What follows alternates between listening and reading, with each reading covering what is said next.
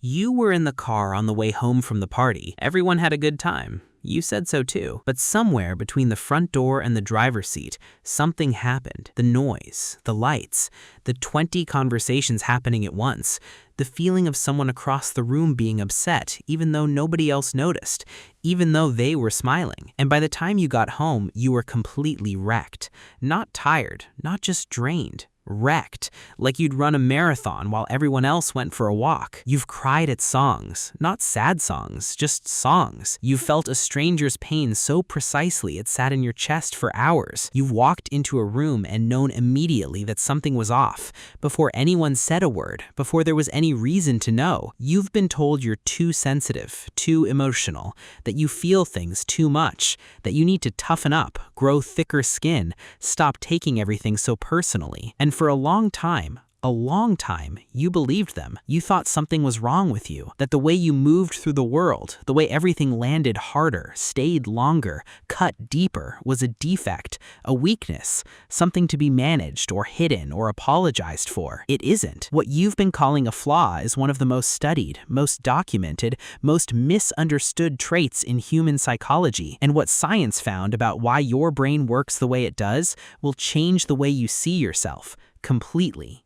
In 1997, a psychologist named Elaine Aron at Stony Brook University published a paper in the Journal of Personality and Social Psychology that changed how researchers understand emotional intensity. She wasn't studying sensitivity as a weakness. She was studying it as a trait, a real, measurable, heritable characteristic that roughly 15 to 30% of people are born with. She called it sensory processing sensitivity, and what she found was that this wasn't about being fragile. It was about being wired differently, about having a nervous system that processes everything: sounds, emotions, social cues, beauty, pain, more deeply than most people. Not because you're weak, because your system is doing more work. She gave it a structure, 4 things that show up together in people who have this trait. She called it DOES. D, depth of processing. Your brain doesn't skim the surface of an experience. It goes all the way down. When something happens, a conversation, a piece of music, a hard day, you process it longer, more thoroughly, and more completely than most people around you, often without even choosing to. O, overstimulation. Because you're processing more, you reach your limit faster. Loud environments, crowded spaces, multiple demands at once, they cost more for you than they do for other people. Not because you're weak, because your system is doing more work. E, emotional reactivity and empathy. You feel things more intensely. You pick up on other people's emotional states as if they were your own, because in some ways, for your nervous system, they are. S, sensitivity to subtleties. You notice the things other people walk past, the shift in someone's voice, the look that crossed their face for half a second, the tension in a room that nobody's named yet. Not one of these things, all 4, every time. In 2014, a neuroscientist named Bianca Acevedo at UC Santa Barbara put highly sensitive people inside an fMRI scanner and showed them photographs.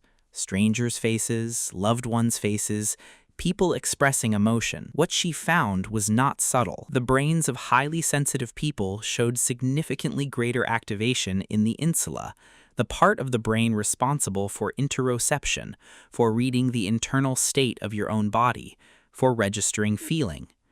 And in the regions associated with mirror neurons, the system that fires when you watch someone else experience something, as if you were experiencing it yourself. In plain language, when a highly sensitive person sees someone else in pain, their brain activates in a way that is close to experiencing that pain directly. When they see someone else moved by something, their brain responds as if they are moved by it too.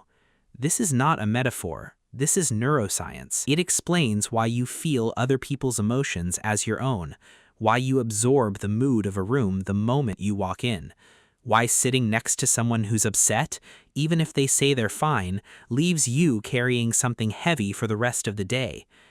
And it explains why beauty hits you so differently.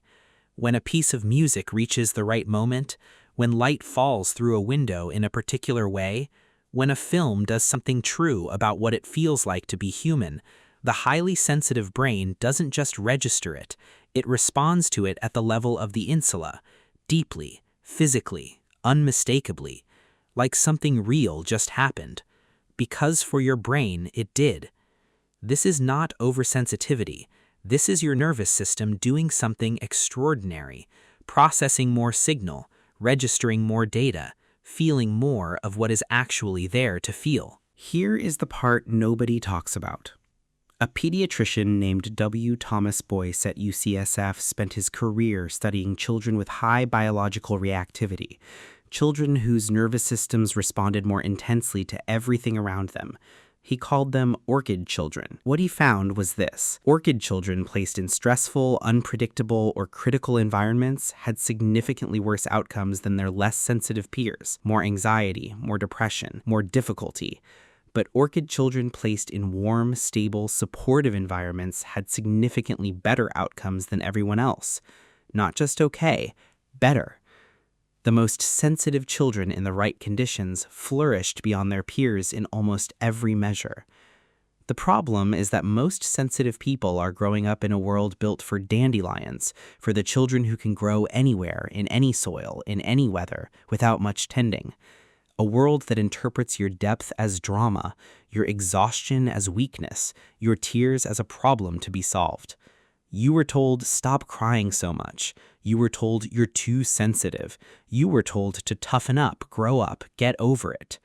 And the sensitive child learned, not to feel less, that was never possible, but to hide it, to manage the appearance of what was happening inside, to treat their own interior life as something embarrassing, something that needed to be contained. That lesson, that shame, that belief that the way you experience the world is wrong, that is what most sensitive people are still carrying, not the sensitivity itself, the story they were told about it. A researcher named Michael Pluess at Queen Mary University of London spent years studying what he called vantage sensitivity.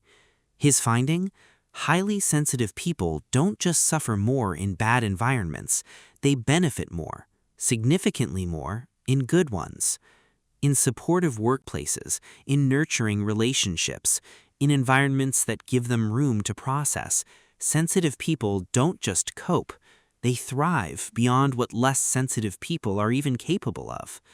He studied sensitive schoolgirls going through a depression prevention program. The sensitive girls didn't just benefit from it, they benefited from it at a rate that was statistically significantly greater than their peers.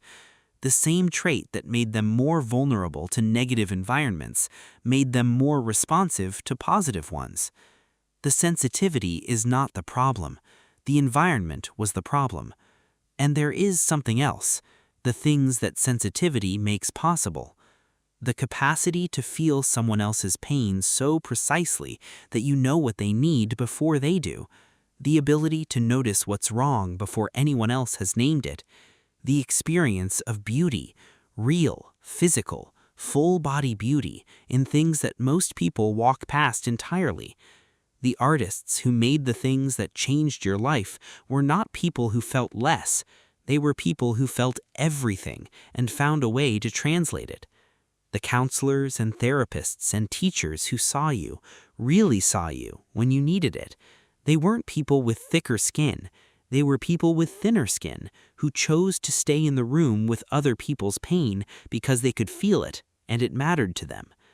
The world does not need you to feel less. It never did. You were never too much.